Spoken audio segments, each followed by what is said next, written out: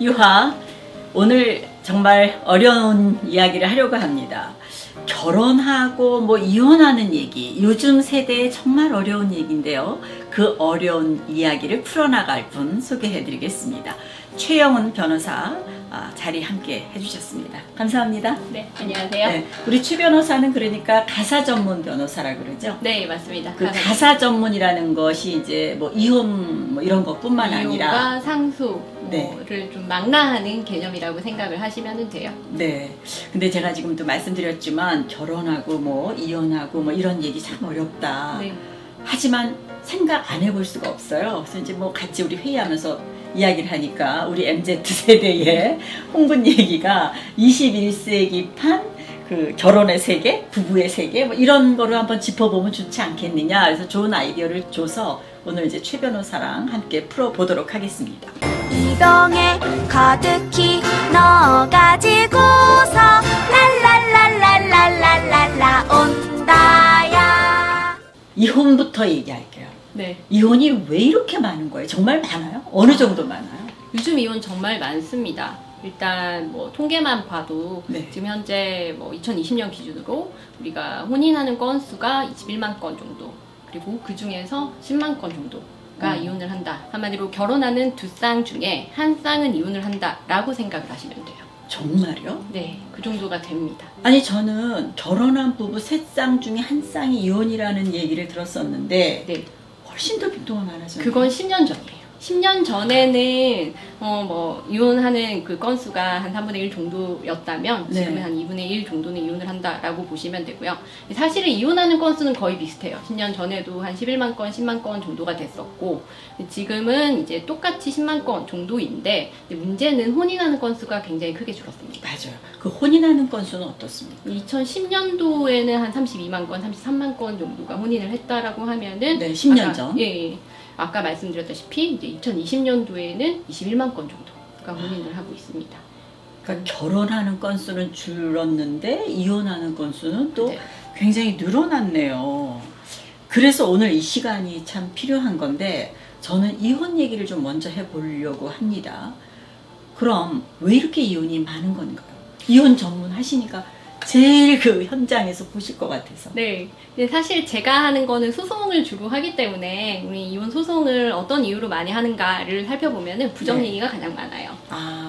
보통은 성격 차이 막 이랬었는데요. 네, 그거는 이제 협의 이혼 같은 경우에는 성격 차이가 절대 다수가 많고, 물론 이혼 소송을 하는 경우에도 성격 차이로 이혼을 하는 경우도 많지만, 소송을 하는 경우에는 부정행위가 많고, 그리고 전반적으로 협의 이혼과 소송 이혼을 전체를 보면은 성격 차이가 가장 많고, 그 다음에 이제 경제적 이유로도 이혼을 많이 하고 있습니다.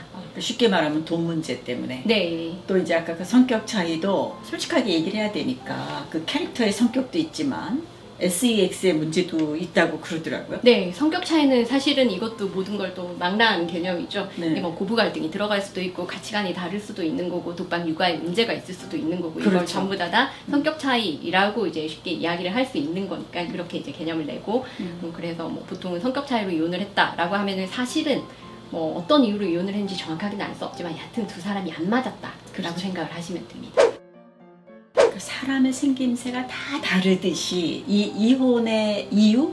그것도 그거보다 더 많을 것 같아요. 정말 다양합니다. 근데 조금 전에 말씀 중에 협의이혼 얘기를 하셨고 무슨 소송이혼을 얘기를 하셨거든요. 네. 어떻게 달라요? 협의 이혼은 쌍방 이제 이혼에 대해서 의사의 합치가 있으면은 그거를 협의 이혼을 하자라고 네. 합치가 되면 이제 가정법원에 가서 협의 이혼 신고서를 제출을 하고, 그리고 숙려 기간이라는 게 있습니다. 미성년자 자녀가 있으면은 3개월 이상이고요. 자녀가 없는 경우에는 한 달 이상.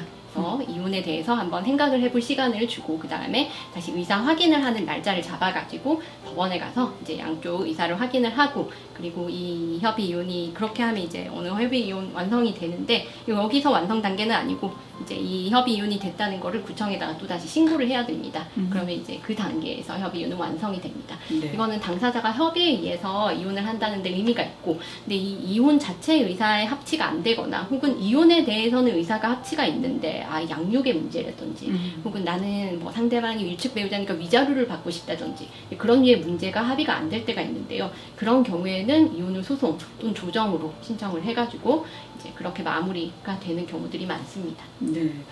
말씀 중에 이제 처음에 부정행위 같은 경우가 소송이 많다고 그러셨잖아요. 네. 가끔씩은 이제 제가 듣는 거는 뭐 폭력 같은 것도 네. 사랑할 때, 연애할 때는 몰랐던 그런 것들도 있더라고요. 네, 그럼- 굉장히 많습니다. 네, 폭력 같은 경우에는 두 가지가 있는데요. 결혼 전에도 약간 데이트 폭력식으로 어느 정도 좀 보여지는 경우들도 있어요. 네. 다만 그 정도가 약했기 때문에 뭐 폭언 정도 아니면은 욕설 뭐 그 정도 그 정도였기 때문에 이제 사람들이 큰 문제 아니라고 생각을 하고 결혼에 이르는 경우가 많고, 그다음에 폭력이 어느 정도 있긴 했지만 짓궂은 장난 정도로 생각을 하고, 혹은 이런 경우가 좀 안타까운데요. 이 사람이 나를 너무 사랑해서 집착하는 거다. 이렇게만 이제 치부를 하고 결혼에 이르는 경우가 많은데, 보통 폭력 사건 같은 경우는 점점 심해지는 경우가 많습니다. 그래서 이제 폭력의 어떤 폭력성을 어느 정도 보인다라고 하면은 그 상대방과는 이제 결혼도 신중하게 생각을 해야 되고, 그런 단초를 보이는 사람이랑은 이혼도 좀 빨리 결정을 해야 되는 부분이 있습니다. 폭력 같은 경우에는 그렇게 좀 문제가 됩니다. 제가 지금 이런 이슈를 가지고 얘기할 때 참 불안한 게, 그렇다고 이혼을 뭐 이게 아니잖아요. 네. 그러면은 과연 이혼을 하는 게 바람직한가, 아니면 그래도 참고 사는 게 바람직한가? 이건 정말 답이 없는 거죠.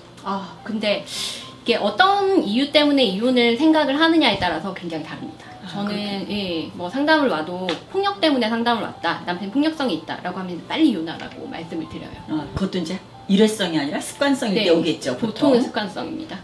그래서 이거는 이제 사람이 잘 나아지지가 않습니다. 사람이 뭐 쉽게 변하지는 맞아요. 않아요. 예, 잘 안 그래서 돼요. 그런 부분은 이제 빨리 이혼을 하자고 말씀을 드리고, 만약에 남편이 바람이 났다, 혹은 아내가 바람이 났다, 그런 경우에는 한 번 더 생각을 해보시라고 말씀을 드려요. 왜 그렇게 말씀하시는 이유가 있습니까? 외도의 경우에는 네. 물론 외도도 되게 다양합니다. 습관적인 외도가 있을 수도 있고, 혹은 뭐 일시적인 뭐 어떤 다른 이유 때문에, 뭐 사실 뭐 이유라고 뭐 그 사람의 뭐 어떤 행동을 정당화할 수는 없겠지만, 그렇죠. 네. 예, 어떤 사정 때문에 이제 우연한 기회에 외도가 되고, 그리고 이제 거기에 대해서 진지하게 반성을 하고 가정으로 돌아오고 싶어하는 뭐 그런 케이스들도 있고, 실제로 그렇게 해서 가정이 회복되는 케이스들도 있고 한데요. 우리가 이혼을 결정할 때는 사실 뭐 부부관계, 신분상의 어떤 변화, 이걸 이상의 뭐 인생에서 아주 큰 변화이고, 내가 만약에 이 미성년 자녀가 있다면 그 자녀들에게도 너무나 큰 변화이고 하기 때문에, 그런 변화를 내가 감당할 뭐 어떤 각오가 되어 있는지, 그다음에 실질적으로 그 다음에 삶에서 더 행복하게 살아갈 수 있는지, 이런 부분을 고민을 해야 되는데요. 일시적으로 이제 상대방 배우자가 외도를 하면은 처음에는 굉장히 화가 나요. 그리고 홧김에 이제 이혼을 생각을 하게 되는데, 외도에 대해서 홧김에 이혼을 생각하는 건 좀 적절하지 않으시고, 네. 잠깐 화를 내려놓으시고 진짜 이 사람과의 애정관계가 끝났는지, 그 다음에 가정이 회복될 수 없는지, 아니면은 뭐 이걸 통해서 부부가 쌍방 뭐 잘못된 건 좀 고치고 더 나아갈 수 있는지, 이런 부분들을 좀 냉정하게 한번 판단을 해보셔야 돼요. 네. 그 다음에 이혼을 결정하셔도 늦지 않습니다. 최혜원 변호사와의 오늘 이런 그런 영상들이 정말 고민을 하고 있는 그런 분들에게 따로 변호사를 찾아가지 않아도 자신을 한번 되돌아보고 이혼을 다시 한번 좀 생각해보고 하는 시간이 되기를 바라거든요. 네. 그래서 저는 이혼 안 하는 게 과연 행복한 건지, 이혼을 하는 게 뭐 불행한 건지, 뭐 그런 이야기도 좀 더 우리가 세밀하게 좀 찾아가 보고 싶어요. 그 길을. 그래서 오늘 영상에서 여기까지 얘기하고, 이어서 한번 좀 이런 경우 정말 이혼해야 된다, 요건 또 여부를 하면 먼저 결혼하기 전에 좀 생각해 봐야 될 문제 아니겠습니까? 네. 그래서 그렇게 이어나가도록 하겠습니다. 네. 오늘 말씀 고맙습니다. 네, 감사합니다. 이 병에 가득히 넣어가지고